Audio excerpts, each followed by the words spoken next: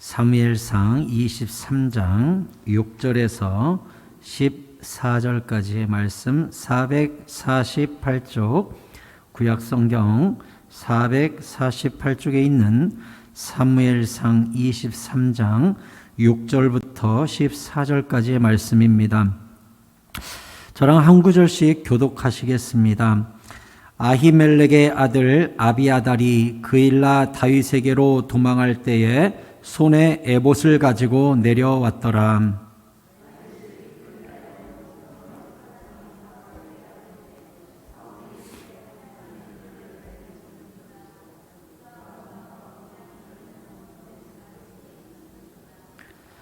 사울이 모든 백성을 군사로 불러 모으고 그일라로 내려가서 다윗과 그의 사람들을 애워싸려 하더니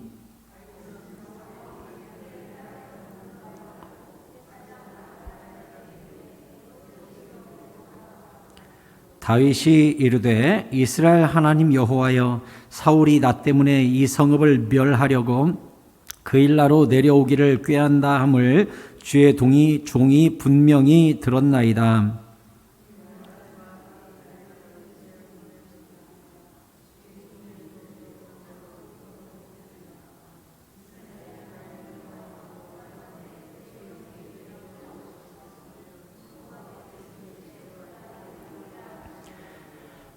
다윗이 이르되 그일라 사람들이 나와 내 사람들을 사울의 손에 넘기겠나이까 하니 여호와께서 이르시되 그들이 너를 넘기리라 하신지라.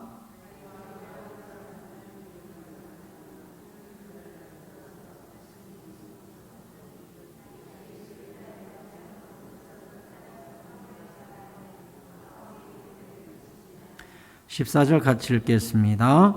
다윗이 광야의 요새에도 있었고 또 십광야 산골에도 머물렀으므로 사울이 매일 찾되 하나님이 그를 그의 손에 넘기지 아니하시니라. 아멘. 할렐루야. 하나님께서 오늘도 우리에게 큰 은혜와 복을 내려주실 줄 믿습니다. 우리 옆 사람과 인사하실까요? 잘 오셨습니다. 오늘도 은혜 많이 받고 가세요. 감사합니다. 날씨가 이제 많이 선선해져서 기도하기 좋은 계절이 됐습니다. 얼마나 감사한지. 여러분, 코로나와 기타 감기와 여러 병마로부터 강건하시기를 축복합니다. 자, 오늘은 하나님의 손에 있는 사람이라는 제목으로 말씀드리겠습니다. 지난주에 말씀드렸듯이 다윗은 그일라 사람들이 블레셋이 갑자기 우리를 쳐들어왔습니다 하니까 국경선 근처에 있는 그일라를 또 변방으로 가 있었던 다윗 군대가 가서 구해주게 되었죠. 구해줄 때도 다윗과 군사들 간의 의견이 일치되지는 않았었지요. 왜냐하면 다윗이 그일라를 구원하러 가면 결국 중앙정부에 있는 사울이 이 소식을 듣고 어떻게 그일라가 블레셋으로부터 구원을 받았다더냐, 다윗이 도와줬다는데요. 내가 찾던 다윗이 거기 있어? 하고서 쫓아가게 되니까 부하들이 다 반대했었죠. 여기서 지금 전쟁하러 갔다가는 사울 왕에게 우리 여기 있어 하는 꼴인데 안 됩니다 했었죠. 그런데 하나님께 두 번이나 묻고 하나님이 두 번 다 가라고 했기 때문에 다윗이 가서 이제 전쟁을 승리로 이끌고 이제 그일라에 머물고 있었습니다. 아무래도 전쟁이 끝나고 허기지고 정비도 해야 되니까 그일라 사람들 입장에서는 다윗을 붙들어 두고 먹을 것도 주고 일단 달랬겠죠. 그런데 이때 결국은 그일라 사람 중에 누군가가 사울 왕에게 가가지고 그일라에 지금 다윗이 있다고 고발하는 사람이 생깁니다. 참 그일라 사람들 너무하지 않아요? 블레셋으로부터 자기를 지켜줬는데 그게 또 다윗이 있다고 가서 고발을 했어요. 그 일이 왜 일어났느냐? 다윗을 그 전에 숨겨줬던 놉 땅이 있었습니다. 놉이라는 땅에 제사장들 마을인데 거기서 다윗과 일행을 숨겨준 적이 있었거든요. 그런데 사울이 그것을 듣고 가가지고 제사장을 85명을 죽였습니다. 진짜 살벌하죠. 다윗을 얼마나 미워했는지 알겠죠? 주의 종 85명을 쳐 죽였어요, 사울이. 진짜 악하죠. 그때 간신히 딱 한 사람, 제사장 중에 한 사람 탈출했는데 그게 아비아달이라는 사람이 놉당에서 유일하게 탈출을 했습니다. 근데 아비아달이 놉당에서 탈출할 때 유일하게 품에 싸가지고 온 피난품이 있었는데 그게 바로 에봇입니다. 에봇. 그래서 오늘 6절에 아히멜렉의 아들 아비아달이 그일라 다윗에게로 도망할 때에 손에 에봇을 가지고 내려왔더라 했어요. 여러분은 집에 불 나면 뭐 꺼내요? 우리 집 불 났어요. 근데 잠깐 한 2, 3분 들어갔다 나올 수 있는 시간이 있어요. 그러면 가서 뭐 꺼내 갖고 나올 거예요, 여러분은? 불 나면? 집문서? 뭐 가지고 와요? 저도 사춘기 시절에 그런 생각 해본 것 같아요. 우리 집에 불 나면 나는 뭘 가지고 나가지? 첫 번째로 생각난 것은 저는 앨범, 우리 부모님 사진, 나 어릴 때 사진, 앨범 들고 갈 것 같은 느낌이 어릴 때 있었거든요. 그런데 시간이 좀 지나니까 이제 성경책을 들고 나가야겠다. 평생 내가 읽었던 밑줄 그어놓고 묵상하고 했던 성경책을 들고 나가야겠다. 이런 생각을 했어요. 지금은 뭐 특별히 굳이 들어가고 싶지 않아요. 들고 나올 것도 없고 뭐 귀중한 게 뭐가 있어요. 여러분들은 뭐 또 그래도 부모님이 남겨준 뭐 이런 생각들이 있죠. 귀한 것들이 있죠. 여기 아비아달도 사울이 막 사람을 85명을 사람 시켜서 죽이고 있을 때 유일하게 피해가지고 나올 때 내가 사울의 눈을 피하여 나갈 때 뭘 들고 갈까라고 할 때 에봇을 들고 왔어요. 이 에봇은 누가 입는 옷이냐면 대제사장이 입는 옷이에요. 그리고 이 옷은 딱 진짜 한 벌밖에 없어요. 그리고 이 안에는 우림과 둠밈이 들어있어서 하나님께 뜻을 물을 수 있는 신탁이라고 하죠. 신탁을 물을 수 있는 유일한 도구예요. 이 에봇이란 무엇이냐면 제사장들이 입는 일종의 조끼 같은 거예요. 세마포 옷 하얀 거 입고 그 위에다가 조끼 같은 걸 이렇게 입어요. 그럼 이 앞에 넓은 판때기에 12가지 보석이 박혀 있어요. 멀리서 보면 반짝반짝 빛났겠죠. 이 12개가 다 이스라엘의 각각의 지파를 상징해요. 그래서 여기다 에봇을 입고 굉장히 고급스러운 빛나는 옷이에요. 이건 하나님의 뜻을 따라 딱 한 벌밖에 없기 때문에 제사장 이 아비아달이 나올 때 그것을 딱 품어가지고 사울이 죽이니까 다윗에게로 피신을 했다는 거예요. 그러면 지금 사울 왕에게는 제사장도 없고 에봇도 없죠. 지금 제사장과 에봇이 누구에게로 넘어갔어요? 다윗에게로 넘어갔어요. 그리고 지난주에 봤듯이 선지자 갓 선지자가 또 와가지고 다윗에게 이렇게 하세요 저렇게 하세요 코치를 했었죠. 그러면 이제 다윗의 그 600명 가운데는 제사장도 있고 선지자도 있고 미래의 왕인 다윗도 있죠. 그러니까 이제는 이 공동체가 하나님 입장에서 보자면 뭐가 되어가고 있는 거예요? 하나님의 나라를 이룬 거예요. 그러니까 여기서 제사장 아비아달이 합류했다는 건 영적으로 보자면 이제 나라의 기틀이 놓인 거예요. 나라의 기틀이. 이제 이해가 되셨죠? 사울은 있던 선지자들이 떠나고 있던 제사장들이 다 죽고 자꾸 나라를 잃어가고 있는 형국이죠. 다윗 이 600명 무리에는 선지자가 오고 제사장이 오고 에봇이 오고 뭔가 하나님이 자꾸 사람을 붙여주고 계시죠. 여러분, 저는 우리 교회와 우리 성도와 여러분의 가정과 여러분의 일터에 사람이 붙는 역사가 일어나기를 축원합니다. 하나님의 사랑은요, 사람이 붙게 돼 있어요. 붙게 돼 있어요. 그것도 악한 사람이 아니라 의로운 사람들이 붙게 되어 있어요. 예수님도 우리에게 말씀하셨죠.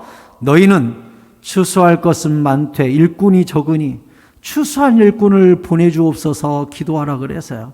여러분, 우리 교회를 위해 기도할 때 일꾼을 보내주시라고 기도하시기 바랍니다. 그런 교회가 되어야 돼요. 막 아비아달이 붙고 선지자가 붙고 하나님의 붙여주는 사람들이 자꾸 붙는 공동체가 되어야 돼요.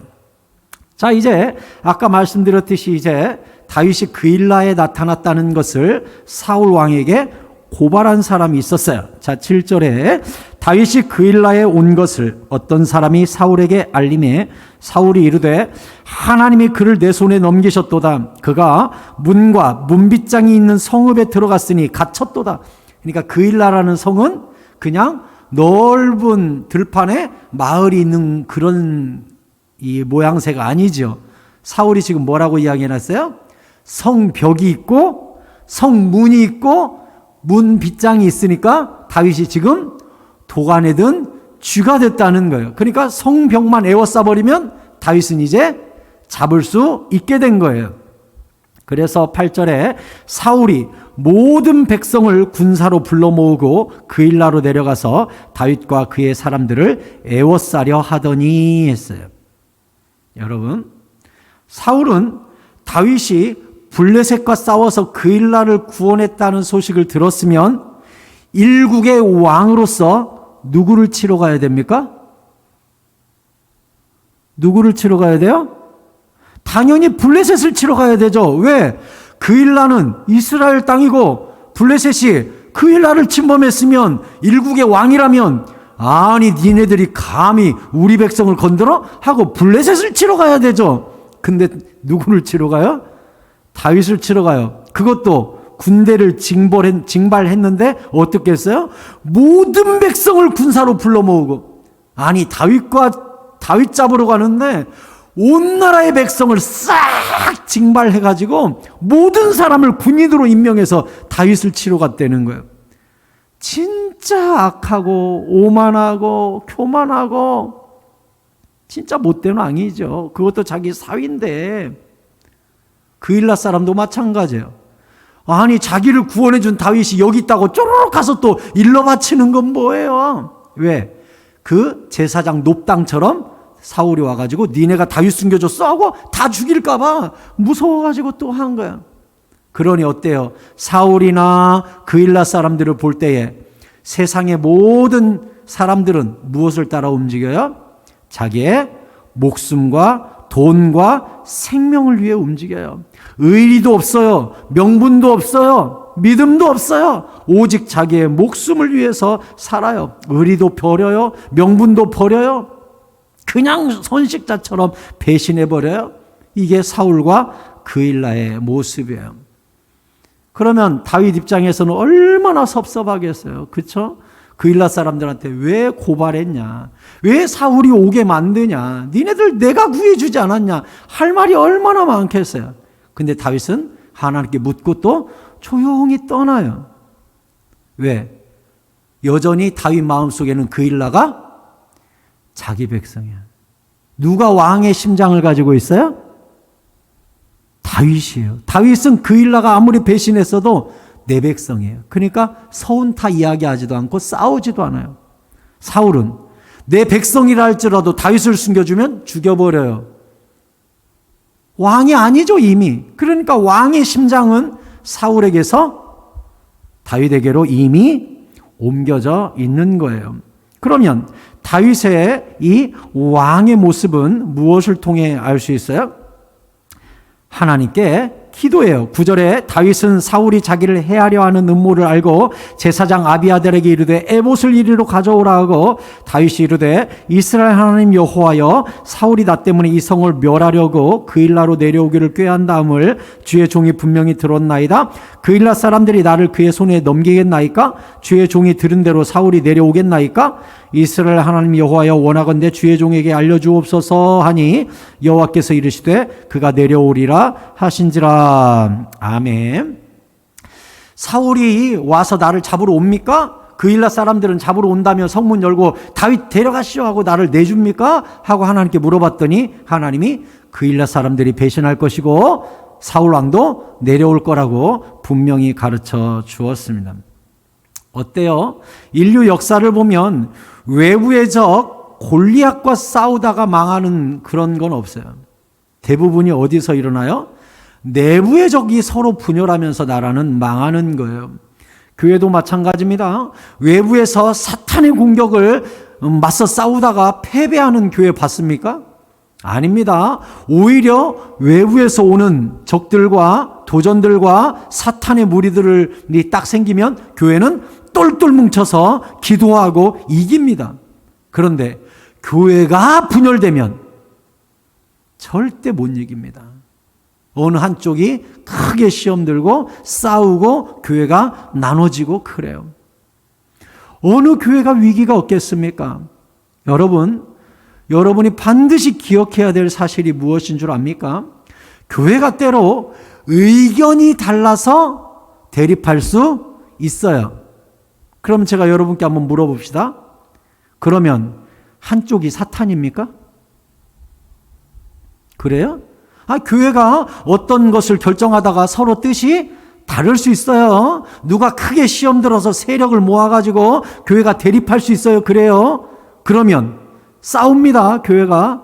그러면 서로 네가 잘못했네, 네가 잘못했네 서로 싸워요. 그럼 하나님 입장에서는 한쪽이 사탄입니까? 아니지요. 둘 다 주님의 자녀들이죠. 근데 서로 달라서 싸우고 있을 뿐이에요. 그러니 우리가 세상에 있는 교회가 이걸로 싸웠다더라 저걸로 싸웠다더라 하는 소리 우리 들을 수 있어요.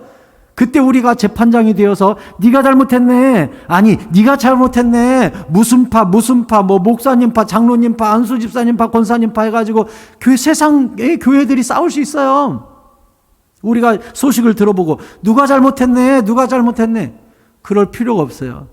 둘 다 하나님의 자녀예요, 다. 그리고 싸우고 있는 당사자들은 무엇을 깨달아야 돼요?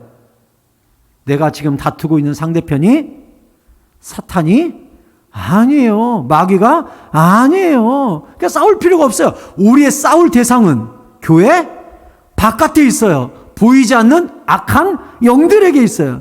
그러니 교회마다 싸우는 교회 특징이 뭔 줄 압니까? 왜 싸워요? 진짜 적을 모르기 때문에 싸워요. 상대가 사탄인 줄 알고 싸워요. 그러면 제일 기뻐하는 건 누구예요?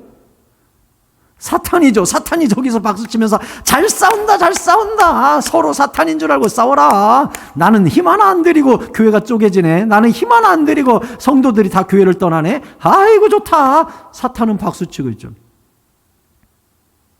그러니 싸우는 교회 특징은 무엇이냐? 대상을 정확히 모르기 때문에 기도를 안 한다는 거예요. 기도 안 하는 교회는 싸워요. 그러면 싸우는 교회가 있다고 합시다. 예, 싸우는 교회가 있다고 합시다. 그러면 그 교회 처방은 뭐예요? 어떻게 해야 그들이 하나 돼요? 그렇죠. 기도 운동을 일으켜야 돼요. 기도 운동을 일으키면 그들이 뭘 깨달아요? 우리의 적은 보이지 않는 마귀로구나, 사탄이로구나. 영이 분별되면서 교회가 함께 뭉쳐져서 그 악한 영들과 싸우면서 하나가 되는 거예요. 기도하지 않으면 서로가 악인 줄 알고 서로가 마귀인 줄 알고 서로 비판하면서 싸우게 되는 거예요. 그러면 영원히 안 싸우는 방법은 뭐예요? 기도로 깨있는 교회를 만들면 되는 거예요. 싸울 일이 없는 거예요. 사랑하는 성도 여러분, 우리 교회는 주님 오시는 그날까지 다툴 일 하나도 없는 내부의 적이 생겨난다 할지라도 기도로 사라져버리고 기도로 하나 돼버리고 영적인 전쟁으로 하나 되는 교회, 우리 교회가 만들어낼 수 있기를 바랍니다. 바랍니다. 얼마나 중요한 얘기인지 몰라요, 이게. 네, 우리 교회 근처에도 지금 어느 교회가 문제에 휩싸였다고 제가 소식을 들었어요. 가까운 교회요. 마음이 너무 아파요. 새벽마다 제가 기도를 해요. 하나님, 그 교회가 진짜 적이 누군지 깨닫게 하여 주시옵소서. 큰아들 작은아들이 싸운다고 해서 한 아들을 내쫓아야 됩니까? 부모가 그래요? 아니잖아요. 아니거든요. 그래서 제가 지금 그 교회에 기도하는 거예요. 주여, 진짜 적은 사탄이라는 사실을 깨닫고 그들이 싸울수록 사탄만 좋아한다는 사실을 깨닫고 그들이 기도로 깨어나게 하여 주옵소서. 그래서 베드로전서 4장 7절에 뭐라 그랬습니까? 우리 같이 읽어봅시다. 시작. 만물의 마지막이 가까이 왔으니 그러므로 너희는 정신을 차리고 근신하여 기도하라. 아멘.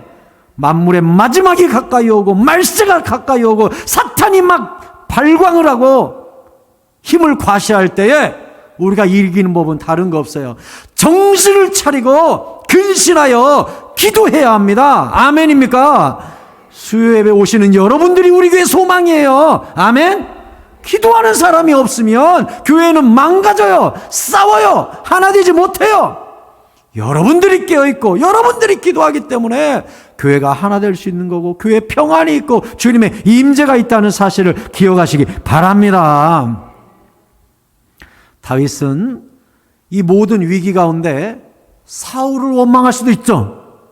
그일라 사람들을 원망할 수도 있죠. 더 나아가서는 블레셋을 원망할 수도 있죠. 니들이 쳐들어오지만 않았어도 내가 출동하지 않았지. 그일라 사람한테는 너희들까지 나를 배신해. 내가 너희들을 구했잖아. 사울한테는 내가 이스라엘을 도와줬는데 나를 잡으러 와. 할 말 많은 사람, 제일 할 말 많은 사람이 누구예요? 다윗이에요. 그런데 이 할 말 많은 다윗이 할 말을 다 참고 누구한테 물어요? 하나님께 물어요. 하나님, 사울이 옵니까? 그일라 사람들이 넘겨줍니까? 내가 피신해야 됩니까? 하나님께 물으세요. 왜요? 다윗은 철저히 광야에서 광야의 영성이 확증되어 있는데 이 광야의 영성이 뭐예요? 나는 나그네다. 내일 등 누울 곳도 모른다. 하나님의 철저한 인도를 받아야 된다. 이 광야의 영성을 가지고 있는 거예요. 그러니까 하나님께 묻는 거예요. 어떻게 해야 되냐고.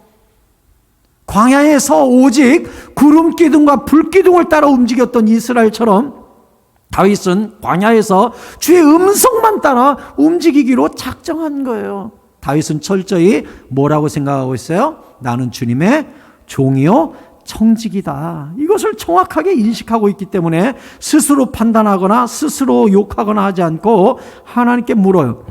베드로전서 4장 10절은 우리에게 가르칩니다. 같이 읽어요. 시작. 각각 은사를 받은 대로 하나님의 여러 가지 은혜를 맡은 선한 청지기 같이 서로 봉사하라. 아멘. 여러분, 우리는 모두 다 청직입니다. 아멘. 내 것 없어요. 다 하나님이 잠깐 맡겨준 것 뿐이에요. 제가 전에도 한번 말씀드렸죠. 제가 전도사 때 이 중고등부 아이들 데리고 한 달에 한 번씩 저 요양원에 가서 노인들 목욕 봉사하러 갔어요. 거기 가면 장애인도 있고 젊은 사람도 있고 그래요. 키 한 185되는 잘생긴, 그 당시 30대 중반 정도밖에 안 되는 정말 잘생긴 한 분이 계셨어요. 그런데 걸레를 입에 물고 손수건을 입에 물고 침을 계속 흘리면서 그냥 이렇게 사람이 반실성한 사람처럼 만 하고 있어요. 그래서 그날 목욕봉사 다 끝나고 삥 둘러앉아서 제가 반장한테, 그 방장이 있거든요. 그 방장님한테 물어봤어요. 방장님 옆에 있는 그분은 나이도 젊은 것 같은데 왜 여기 요양원에 와 있어요? 왜 요양시설에 와 있어요? 이 방장님이 이야기하시는 거예요. 예, 전도사님, 이 사람은요 원래 대학병원 의사예요. 인턴할 때요 차트 옆구리에 끼고 막 복도 뛰어가다가 아! 하고 쓰러져서 이렇게 바보 돼서 여기 왔어요. 에? 의사라고요? 근데요 여기 들어온 지 7년 됐는데 부모가 한 번도 면회를 안 와요. 에? 근데 왜 손수건은 입에다가 묶어놨어요?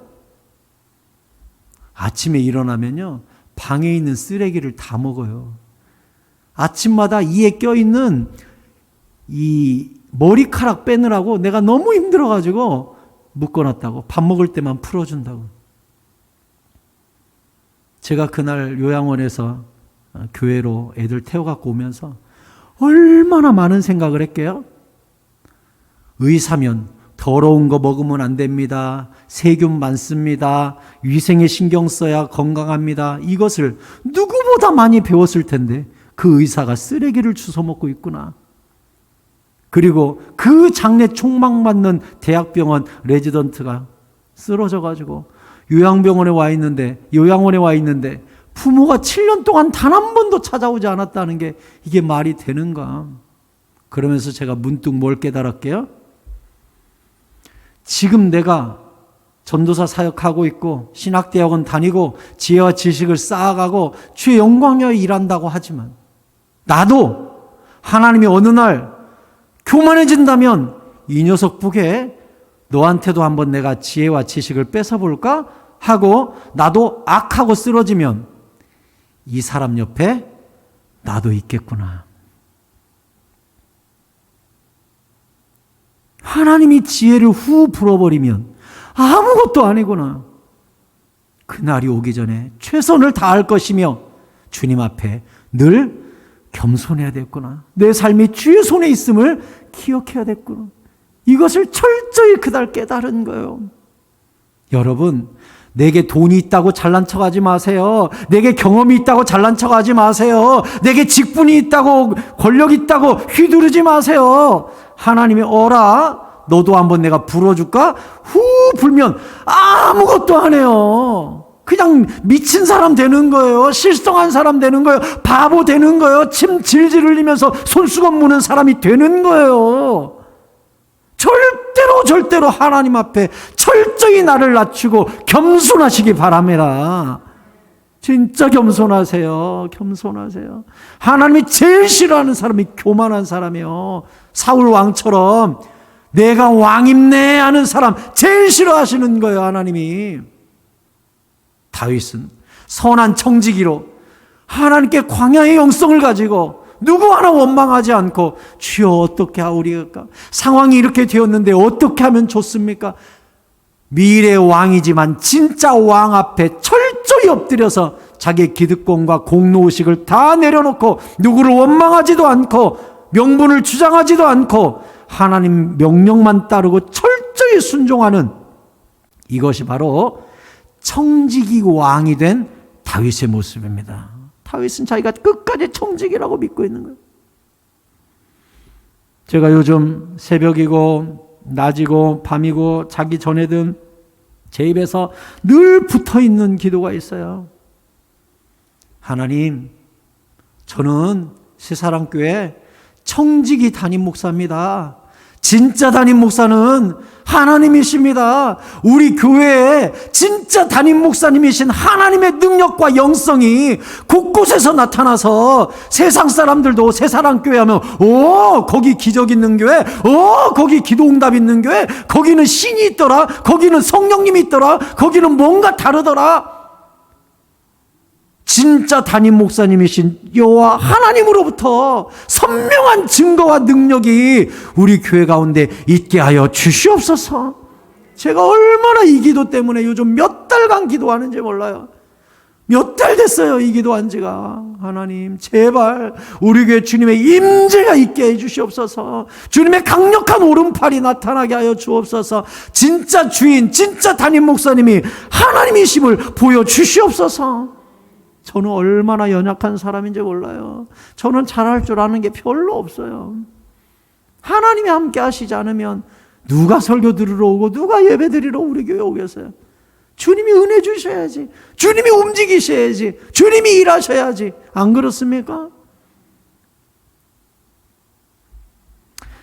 성전 미문에 나면서부터 걷지 못하던 사람을 걷게 한 베드로와 요한.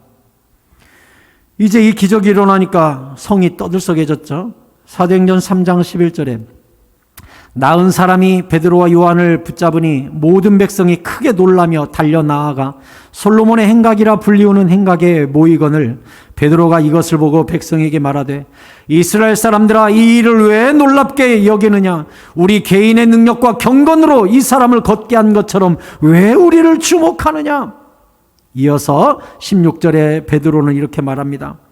그 이름을 믿음으로 그 이름이 너희가 보고하는 이 사람을 성하게 하였나니 예수로 말미암아 난 믿음이 너희 모든 사람 앞에서 이같이 완전히 낫게 하였느니라.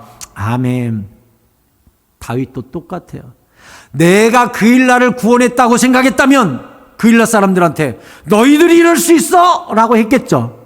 근데 그일라를 구원하러 갈 때 하나님께 묻고 하나님이 이기게 해주실 건지 확신하고 그리고 가서 이겼기 때문에 다윗 머릿속에는 그일라 전쟁은 누가 하신 거예요? 하나님이 하신 거예요. 누가 이긴 거예요? 하나님이 이긴 거예요. 그러니 떠날 때도 깔끔하게 떠날 수 있는 거예요. 근데 내가 했다고 생각하면 이제 그때부터 구질구질해지는 거예요. 니들이 나를 이렇게 대? 내가 한 게 뭔데? 내가 여기서 몇 년을 봉사했는데, 내가 얼마를 헌금했는데, 내가 얼마나 시간을 투자했는데, 내가 얼마나 땀을 흘렸는데, 아이고, 내가 했어요? 안 해요. 하나님이 믿음 주셨고 은혜 주셨고 시간 주셨고 건강 주셨고 물질 주신 분이 여호와 하나님이십니다. 어디서 잘난 척을 합니까? 다 주님이 하신 건데. 근데 은근히 이 속에서 아이고 내가 이 교회 다닌 게 몇 년인데 내가 헌금을 얼마 했는데 내가 그동안 거쳐간 직분이 몇 개인데 아이고 주여 아서라. 그러면 안 돼요, 여러분. 다윗은 그게 없잖아요. 내가 한 것처럼 왜 나를 주목하느냐? 베드로가 그랬잖아요. 내가 했냐? 왜 나를 주목하느냐? 예수님이 하셨다. 얘기했잖아요. 아멘입니까? 하나님의 영광을 가로채면 어떻게 됩니까? 성경에 보면 그래, 내가 했어. 한 사람 또 있어요. 사도행전 12장 21절에 보면 헤롯 왕이에요. 헤롯이 나를 택하여 왕복을 입고 단상에 앉아 백성에게 연설하니 백성들이 크게 부르되 이것은 신의 소리요 사람의 소리가 아니라 우와 헤롯 왕 끝내준다. 헤롯이 영광을 하나님께로 돌리지 아니하므로 주의 사자가 곧 친히 벌레에게 먹혀 죽으니라. 무섭죠? 그래 내가 했네 내가 잘났네. 영광을 하나님께로 돌리지 않고 딱 가운데서 가로채니까 하나님이 어라? 네가 벌레도 못 이기는 연약한 놈이라는 걸 보여주마. 벌레들이 가서 헤롯을 파먹었어요. 이걸 뭘로 이 성경에는 간단하게 벌레에게 먹혀 죽으니라 이렇게 되어 있는데 이제 로마 역사의 기록을 따로 찾아보면 이렇게 되어 있어요. 헤롯이 어느 날 심한 복통을 일으키고 급사했다고 나와요. 헤롯이. 그래서 급사했는데 급사하자마자 헤롯 몸에 있는 모든 구멍에서 수많은 기생충들이 기어나왔다고 이렇게 되어 있어요. 헤롯이 딱 숨이 떨어지자마자 코, 귀, 눈, 입, 항문할 것 없이 구멍이랑 구멍에서 기생충들이 쏟아져 나왔다고 이렇게 기록하고 있어요. 하나님이요 아주 비참하게 죽게 만들어요. 벌레보다 못한 인생으로 만들어줘요. 뭐 했기 때문에? 하나님의 영광을 가로챘기 때문에. 그러니까 성경에서 하나님이 기뻐하시는 사람들의 면면을 살펴보면 이 다윗이든 베드로든 특징이 다 뭐예요?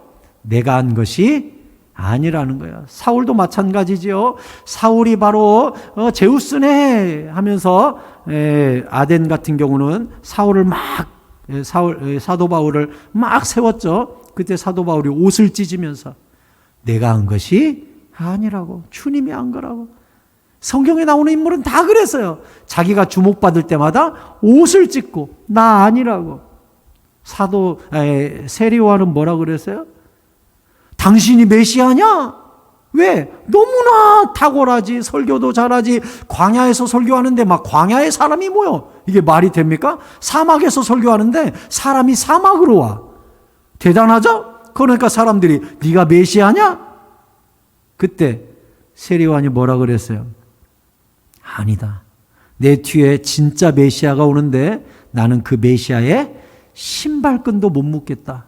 그럼 너는 누구냐? 그때 세례요한이 뭐라 그랬어요? 나는 소리다.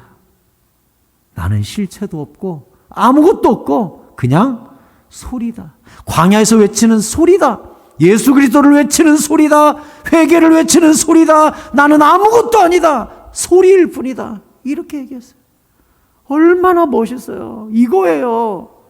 우리가 철저히 낮아지고 철저히 주님을 드러내면 장차 심판날 어떤 일이 일어납니까? 무릇 나를 낮추는 자는 높아질 것이요 하고, 천국에서는 누가 가장 큰 자니까 했을 때 예수님이 뭐라고 그랬어요? 이 땅에서 지극히 작은 자가 천국에서 가장 큰 자가 된다 그랬어요. 그러니 아무것도 하지 말고 가만히 작은 자가 되라 이 뜻이 아니죠. 무엇을 이야기한 거예요? 겸손을 이야기한 거예요. 철저히 나를 낮추고 주님을 드러내면 그날에는 주님이 철저히 우리를 높여주시는 날이 있다 그랬어요. 사랑하는 성도 여러분, 청지기의 자세를 가지시기 바랍니다. 내 것 없어요. 내 것으로 한 것 아니에요. 누가복음 17장 10절은 우리에게 가르칩니다. 제가 성경에서 가장 좋아하는 성경 구절 5개를 뽑아보세요 하면 제가 이 성경 구절을 뽑습니다. 유승복 목사님, 성경에서 제일 좋아하는 성경 구절 5개만 말씀해 보세요 하면 저는 5개 중에 한 구절이 바로 이 구절이에요. 누가복음 17장 10절 같이 읽어볼까요? 시작. 이와 같이 너희도 명령받은 것을 다 행한 후에 이르기를 우리는 무익한 종이라 우리가 하여야 할 일을 한 것뿐이라 할지니라. 아멘. 제가 이 성경 구절을 왜 좋아하는 줄 알아요? 저도 언젠가 죽겠죠. 죽어서 주님의 심판대 앞에 설 거예요. 그때 주님이 아이고 우리 유승복이 수고했네. 이리 와. 내가 너를 안아주고 눈물을 닦아줘야겠다. 그러면 제가 그 주님 앞에서 할 말이 바로 이 말이에요. 저는 이 말 할 거예요. 주님, 저는 무익한 족입니다. 다만 하여야 할 일을 한 것뿐입니다. 이 말 하고 싶어요. 그래서 저는 처음으로 내가 목사님 돼야지라고 맘먹고 중학교 1학년 때 이제 목사님에 대한 꿈을 가지고 성경을 매번 읽고 통독하고 하면서 이 구절에다가 밑줄을 그때부터 그었어요. 중학교 2학년 3학년 때 시뻘겋게 그어놓고 옆에다가 써놨죠. 내가 죽어 천국 가면 주님 앞에서 이 말을 하리라 이렇게 적어놨어요. 그래서 매년 다이어리를 사면 다이어리 맨 앞장에다가 이 성경 구절을 적어놓고 나는 무익한 종이다. 나는 그리스도의 노예다. 내 힘으로 할 수 있는 건 아무것도 없다. 이 각오를 맨날 다이어리 앞장에다가 꼭 적고 1년을 시작했어요. 그래서 이 성경 구절은 어릴 때부터 제 머릿속에 굉장히 단호한 성경 구절로 딱 박혀 있어요. 나는 청직이다. 무익한 노예다. 이 생각을 평생 지키기 위해서 이 성경 구절을 또 새기고 또 새겨요. 그래서 주님 앞에서 기도할 때마다 주님이 아이고 지금도 이 땅에서 제가 기도하면 주님이 때로 이쁘다고 하셔요. 여러분은 모르죠? 주님이 아이고 우리 유승복이 이쁘네. 우리 유승복이 애썼네. 고생했네. 잘 참았네. 이렇게 하면서 주님이 칭찬해 주면 제가 기도하다가 그러죠. 주님, 저는 무익한 종입니다. 다만 하여야 할 일을 한 것뿐입니다. 지금도 습관적으로 이 말을 하는 거예요. 그리고 정말 죽어서 주님 앞에 꼭 이 말 하고 싶은 거예요. 다윗이 그래요. 나는 무익한 종이다. 내가 한 거 없다. 주님이 이기게 하셨다. 주님이 승리를 주셨다. 나는 순종한 것뿐이다. 이렇게 진짜 왕 앞에 청지기 왕의 모습을 보여주니 하나님이 다윗을 안 사랑해요? 그래서 14절이 이렇게 기록해요. 다윗이 광야의 요새에도 있었고 또 십광야 산골에도 머물렀는데 사울이 매일 찾아다녀요. 그런데 뒤에 하나님이 그를 그의 손에 넘기지 아니하시니라. 아멘. 진짜 왕이신 하나님을 철저히 의지하고 겸손히 낮아져서 늘 묻고 움직이니까 하나님이 내 종 다윗 하고 품으시고 사울 왕한테 절대 넘기지 않는 거예요. 하나님이 다윗을 꽉 붙잡고 계신 거예요. 욥기 12장 10절이 이렇게 말합니다. 같이 읽어요. 시작. 모든 생물의 생명과 모든 사람의 육신의 목숨이 다 그의 손에 있느니라. 아멘. 여러분 목숨도 하나님 손에 있음을 믿으십니까? 믿으시기 바랍니다. 다윗은 주의 손에 있어요. 그리고 주님이 안 넘겨. 다윗 꽉 쥐고 사울아 네가 아무리 찾아봐라 하고는 다윗을 딱 손에 붙잡고 계셔요. 그래서 사무엘상 25장 29절에 보면 아비가일이라는 여자가 다윗에게 이런 말을 해요. 사람이 일어나서 내 주를 쫓아, 내 주는 다윗이에요. 다윗을 쫓아 내 주의 생명을 찾을지라도, 그러니까 사울 왕이 다윗의 생명을 죽어라 쫓아다니면서 찾을지라도 내 주의 생명은 내 주의 하나님 여호와와 함께 생명싸개 속에 쌓였을 것이요 내 주의 원수들의 생명은 물매로 던지듯 여호와께서 그것을 던지시리이다. 아멘. 하나님이 다윗을 무엇으로? 생명싸개로 딱 싸고 있고 다윗을 해치려고 하는 원수의 생명은 물매로 던지듯이 멀리 던져버리는, 하나님이 이렇게 다윗을 사랑하시는 거예요. 사랑하는 성도 여러분, 우리 교회와 이 땅의 교회들과 광주 땅의 교회들과 지금 어려움을 겪고 있는 교회들과 여러분들의 가정과 자녀와 일터를 여호와 하나님께서 생명싸개로 안아주시기를 축복합니다. 생명싸개로 덮어주시기를 축원합니다. 그리고 주님 손에 있음을 믿으시기 바랍니다. 시편 31편 15절에서 뭐라 그랬습니까? 같이 읽을까요? 시작. 나의 앞날이 주의 손에 있사오니 내 원수들과 나를 핍박하는 자들의 손에서 나를 건져 주소서. 아멘. 주의 손에 있습니다. 나의 손이 주의 손, 내 인생이 주의 손에 있고 내 자녀들도 주의 손에 있고 우리 교회도 주의 손에 있고 이 땅도 주의 손에 있고 광주도 주님 손에 있고 이 땅의 교회들도 주님 손에 있고 이 땅과 이 민족도 주의 손에 달려 있습니다. 주님이 책임지세요. 그리고 핍박하는 자들의 손에서 우리를 건져주세요. 말씀을 마치겠습니다. 주님만 철저히 드러내고 왕 되신 하나님의 말씀에 철저히 순종하는 참된 청지기의 영성, 광야의 영성을 우리 모두가 회복할 수 있기를 바랍니다. 잠언 1장 33절에서 이렇게 철저히 주님을 순종하고 종의 자세로 내려간 자에게 약속이 있습니다. 같이 읽어요. 시작. 오직 내 말을 듣는 자는 평안히 살며 재앙의 두려움이 없이 안전하리라.